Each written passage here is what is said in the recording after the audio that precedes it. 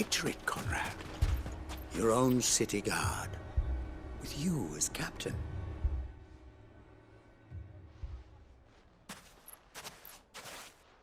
Ah, here she is. The Lady of the Spear herself.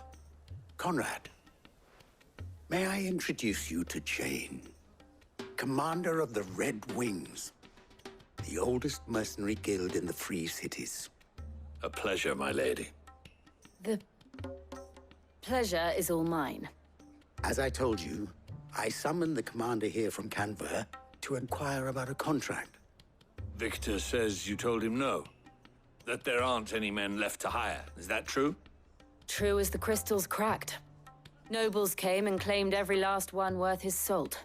And not just from us Red Wings. You know of the 7 high houses. There must be 2 swords assigned each one. Granted, we have a few boys left. If it's boys you're looking for.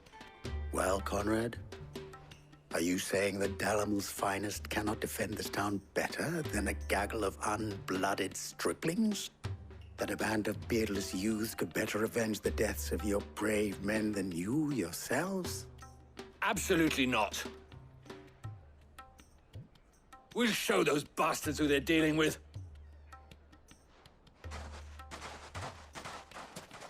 I can't believe that actually worked. Conrad's not what you call the brightest candle in the crypt. And there's a reason why I had you do the talking and not Sid. Well played, my lady.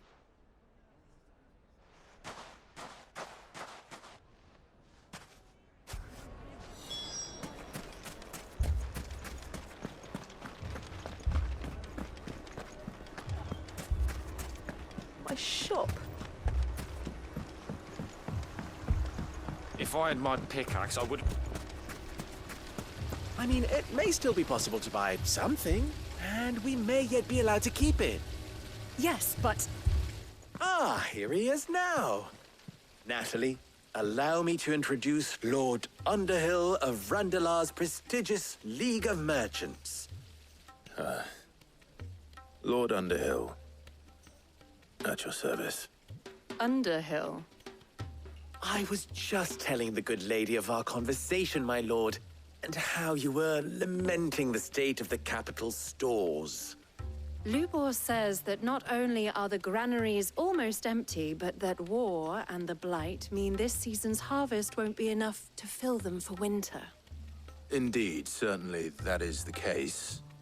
The nobles in the capital are buying up the city's stocks of barley and wine, driving the prices higher than most commoners can afford. It is only a matter of time before the peasants revolt. It is worse than I thought. If what Lord Underhill says is true, I fear we have little hope of supplementing our stores, meager though they regrettably are. And while I applaud your endeavors to dissuade our more bellicose citizens from seeking vengeance, I sense Conrad is not wrong in his assessment of the bandits' likely return. Which means that now, more than ever, we will need to secure what little we still have. Food, weapons, herbs, everything. If our humble town is to endure not only this hardship, but those that are certain to follow, we must stand united. All right. If it will help to protect my home, I'll do it. But you needn't have gone through this charade.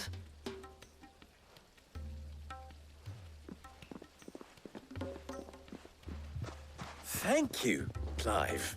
Your performance was nothing if not workmanlike. She saw right through it. I didn't say it was good, merely that it produced the desired effect. Now, my scouts should be returning shortly. Meet me back at the Briar's Kiss, and we shall see what we face.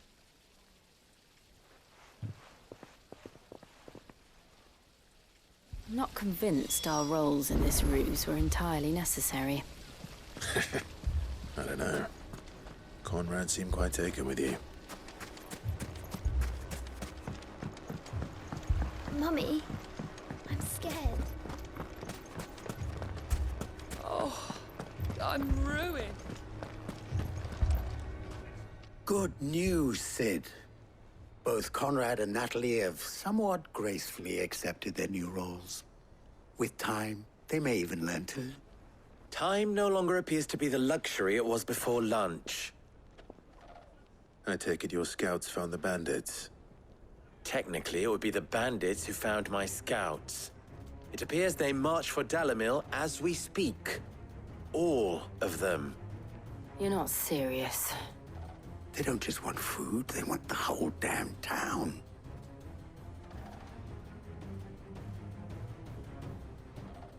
I have a favor to ask. I'm told the bandits march in 2 groups, one from the south and one from the desert, in a move doubtless intended to stretch our already gossamer-thin defenses. Very well. Jill and I will meet those from the desert. But what of the rest? The rest, my friend, the city shall fight. Together. The stakes, I concede, are high. But if this does not unite Dalimil, nothing will. That is a lot of faith to put into those who had their hands around each other's throats but a moment ago. Then it will be for us to see that their hands are kept occupied. And I do mean us. I thought you might say that. We'll hold them off for as long as we can. And we will do the same.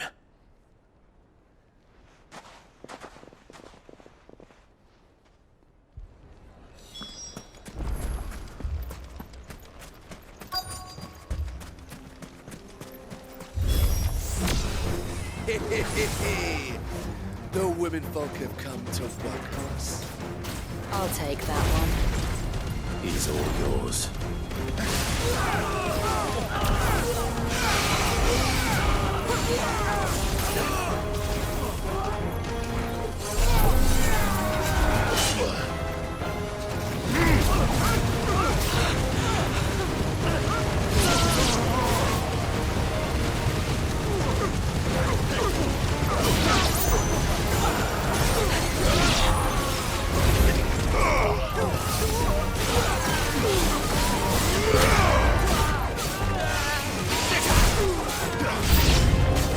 They need to overwhelm us.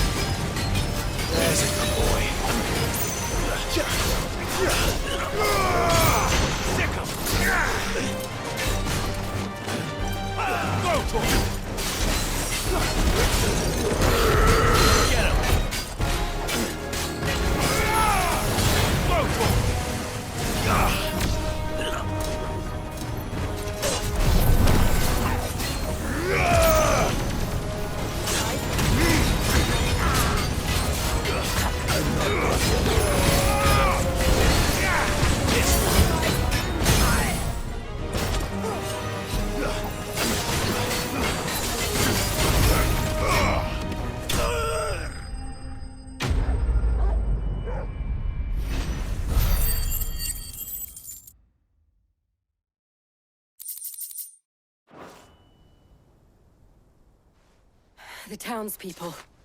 Could they have held out? I don't hear any fighting. What do you think? That we should hurry.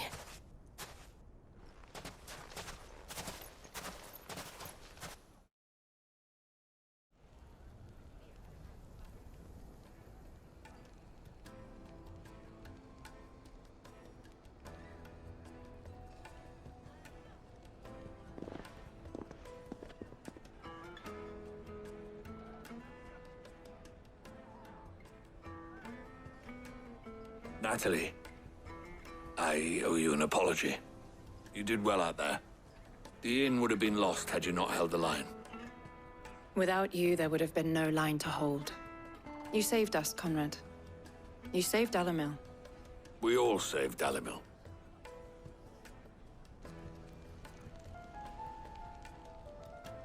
Conrad seems to have had a change of heart. I'd say they both have. I take it from your presence that our visitors from the desert won't be joining us either. Pity. The plan worked, Sid. Granted, it only took an army of bloodthirsty bandits at our gate. Calm now, Victor. Why quibble over the details? We are united, and that is all that matters. As for you, Sid, you fight considerably better than you act. I'll take that as a compliment.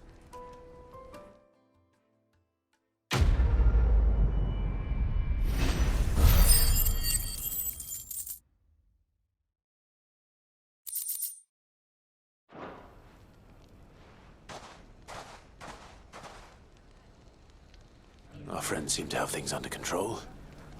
For now, at least. Let's go and put Otto's mind at rest.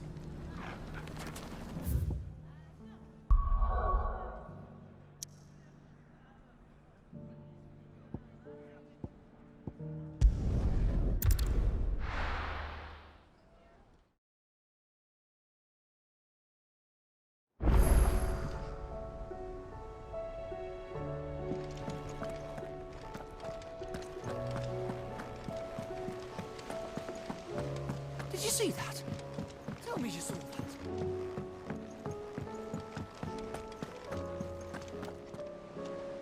Was wondering when you turn up. Had owls from all our friends thanking you for your timely intervention. How is it you always manage to arrive at just the right moment? Luck, I suppose. Any word on the rest of the realm? Let's see. Storm's still crying out for Mother Crystals. The nations are still in chaos. And the skies are still the color of a kick in the kidneys 2 days on. So, Right. Clive, we knew this was going to happen. Well, not the bleeding skies part, but you take my point. Now's not the time to second-guess yourself. Now's the time to visit the infirmary. Talia says your brother's awake. Thank you, Otto.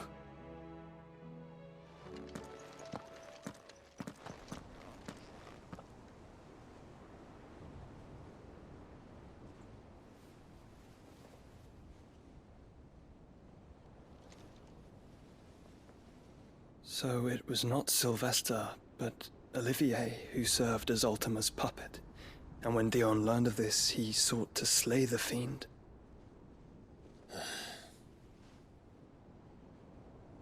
Only for his father to take the spear that would have freed him. Enough to drive a man to madness. Small wonder he hasn't stirred. I would be afraid to wake. Had I but reached out to him sooner, warned him of the threat Ultima posed. But now, both an empire and her prince lie broken. Joshua, what do you know of Ultima?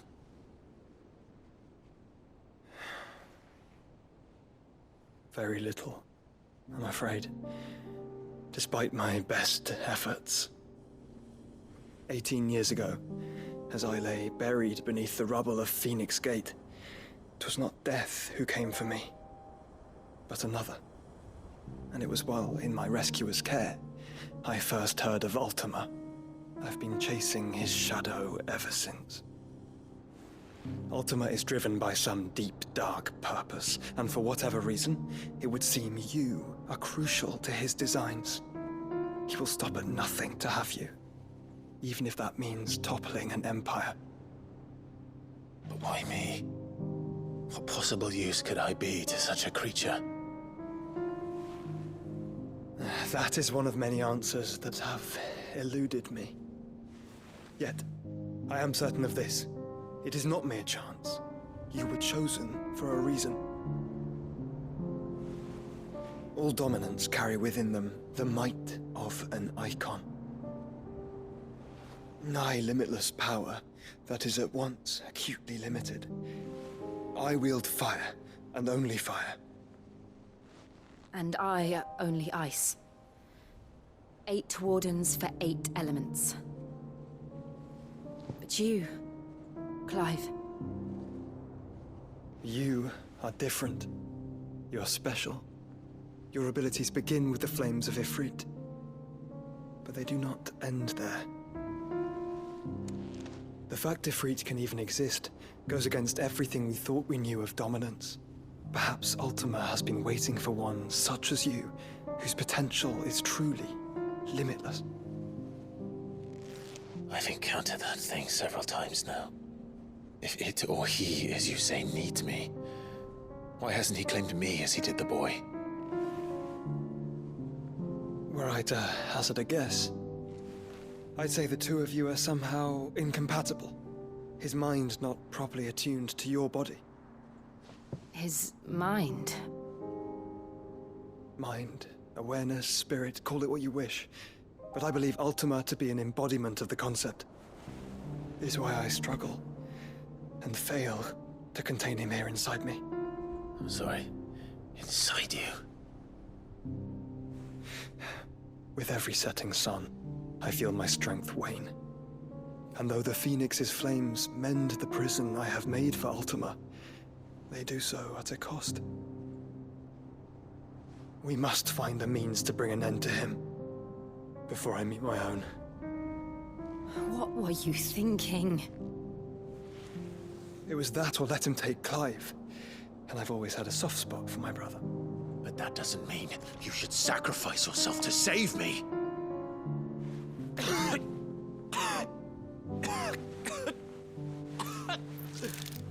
Joshua. Clive, it's Gav.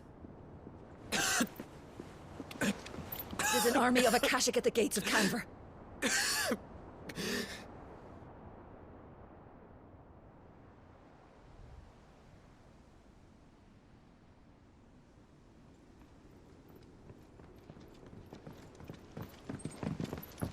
Well, what's the short of it?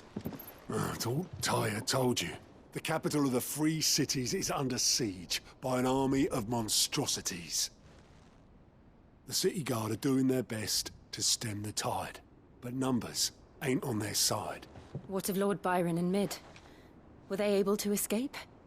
No, but they're all right for now. They're hiding with Gav at midship. We have to get them out of there. And we shall. Otto, prepare a Stolas. Tell Gav to stay exactly where he is. Understood. Vivian, what's the swiftest route to the Free Cities? That sounds like a question for the map. Look here. This road, through Tabor, should provide the least trouble. Good. What a coincidence. Tabor is exactly where I'm bound. Joshua, bed is where you should be bound. You don't think I told him the exact same thing? Were Tyr not such a talented healer, I would surely have been inclined to agree. But, thanks to her ministrations, I feel I may safely rejoin my attendant, who was to wait for me in Tabor if we became separated. All right, we travel together. Clive! If he stays close to me, he'll be fine. Thank you, brother.